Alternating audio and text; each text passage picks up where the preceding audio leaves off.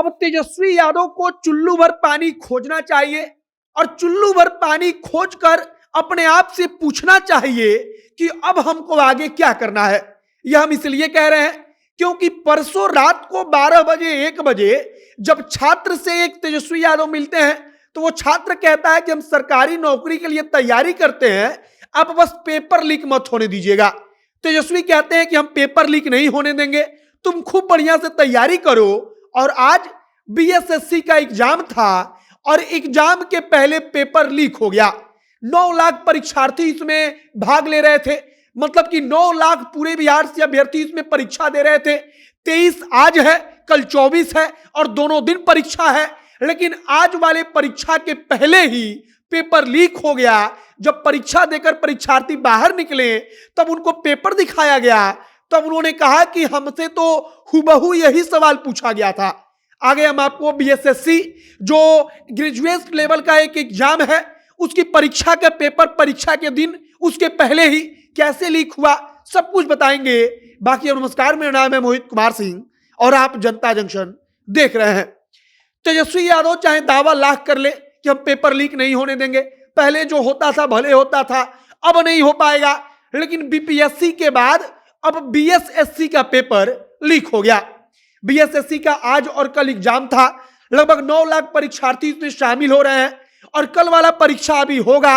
लेकिन आज का जो पेपर था वो 10:15 से पहली शिफ्ट में और 12:15 तक परीक्षा चलनी थी, यानी कि 10:15 से शुरू होगी और 12:15 तक चलेगी। लेकिन दैनिक भास्कर ने अपनी रिपोर्ट में इस बात का दावा किया है कि 11 बजे के आसपास उसके पास पेपर पहुंच गया और कई लोग दावा कर रहे हैं कि सोशल मीडिया पर इसके पहले से पेपर घूमने लगा। अब सबसे बड़ा सवाल कि आखिरकार परीक्षा के पहले पेपर लीक कैसे हो गया। इसके पहले बीपीएससी का परीक्षा का पेपर जब लीक हुआ तब हम सबने देखा कि कितना बवाल मचा, कितना हंगामा हुआ। इस बार सरकार ज्यादा सख्ती बरत रही थी। सरकार कह रही थी कि इस बार तो पूरी तैयारी है, इधर से उधर कुछ भी नहीं होगा। लेकिन पेपर वाले दिन खबर आती है कि बीएसएससी का पेपर लीक हो गया। बीएसएससी का तृतीय स्नातक परीक्षा का जो पेपर है उसको लेकर कहा गया कि ये पेपर लीक हो चुका है। और दैनिक भास्कर ने बकायदा अपने जो रिपोर्ट है उसमें दावा किया है कि जब परीक्षार्थी परीक्षा देकर बाहर निकले तब उनसे हमने पेपर दिखाया, हमने पूछा कि क्या यह सवाल आया था, तो परीक्षार्थियों ने कहा कि हम तो इन्हीं सवालों का जवाब अंदर देकर आ रहे हैं। मतलब कि हुबहू पेपर हुबहू सवाल हमसे पूछा गया था। और तब सबसे बड़ा सवाल उठता है कि आखिरकार शिक्षा विभाग तो राष्ट्रीय जनता दल के पास है, राष्ट्रीय जनता दल शिक्षा विभाग को संभाल रही है। अब केवल नीतीश कुमार की सरकार नहीं बल्कि नीतीश कुमार और तेजस्वी यादव की सरकार है। तेजस्वी यादव 12 बजे रात को किसी युवा से जाकर कहते हैं कि तुम बस तैयारी करो, हम पेपर लीक नहीं होने देंगे। अब आखिरकार उस युवा को क्या जवाब देंगे। बीएसएससी का तृतीय जो स्नातक परीक्षा था उसका पेपर लीक होना अपने आप में बड़ी बात इसलिए है क्योंकि बीपीएससी को लेकर तगड़ा बवाल मचा था, खूब हंगामा हुआ। इसके बाद पूरी तैयारी थी कि किसी कीमत पर पेपर को इधर से उधर नहीं होने देना है। लेकिन तमाम तैयारियों को धत्ता बताते हुए आप माफिया कह लीजिए या कह लीजिए कि जो अधिकारी मिले हुए हैं उनकी मिलीभगत से पेपर फिर से लीक हो गया। इस बात की पुष्टि दैनिक भास्कर अपनी रिपोर्ट में कर रहा है। सोशल मीडिया पर इसको लेकर पूरा का पूरा माहौल बन चुका है। और बीएसएससी का जो यह पूरा का पूरा भर्ती था, जो यह बहाली प्रक्रिया निकली थी, वो लगभग 8 साल के बाद हो रही है। आप सोचिए कि 8 साल के बाद बीएसएससी कोई परीक्षा कराता है, मतलब कि भर्ती करवाता है, और उसके लिए जब परीक्षा की शुरुआत होती है तब पहले ही दिन पेपर लीक हो जाता है।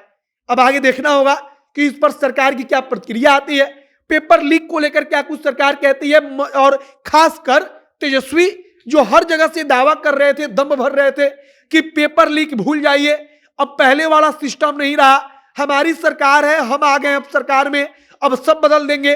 वो तेजस्वी यादव इसका क्या जवाब देते हैं। फिलहाल बीएसएससी पेपर लीक को लेकर अब तमाम प्रकार की बातें चलने लगी है। जो अभ्यर्थी हैं, जो परीक्षार्थी हैं, वो अपना गुस्सा जाहिर कर रहे हैं। वो सीधा एक सवाल पूछ रहे हैं कि जब केंद्र सरकार एसएससी से परीक्षा करवाती है, जो कर्मचारी चयन आयोग होता है, तब उसका पेपर तो लीक नहीं होता। बिहार में वही कर्मचारी चयन आयोग बीएसएससी कोई परीक्षा कराती है तब आखिरकार हर बार पेपर लीक कैसे होता है? आखिरकार पेपर लीक को लेकर सरकार कोई उपाय क्यों नहीं निकाल पाती? इसका कोई तोड़ क्यों नहीं निकाल पाती? कौन वो लोग हैं जो तमाम तैयारियों के बावजूद पेपर को अपने हाथ से खींच लेते हैं और उसको वायरल करते हैं, उसको बेच देते हैं? अब आगे जो भी जानकारी आएगी उसे हम आप तक पहुंचाएंगे। आपकी प्रतिक्रिया क्या है कमेंट बॉक्स में लिखकर बताइएगा, वीडियो शेयर कीजिएगा। आगे जो तमाम जानकारी आएगी हम आप तक पहुंचाएंगे। आप जनता जंक्शन के साथ बने रहिए। कैमरे पीछे विशाल खड़े हैं और मैं मोहित कुमार सिंह। बहुत बहुत धन्यवाद।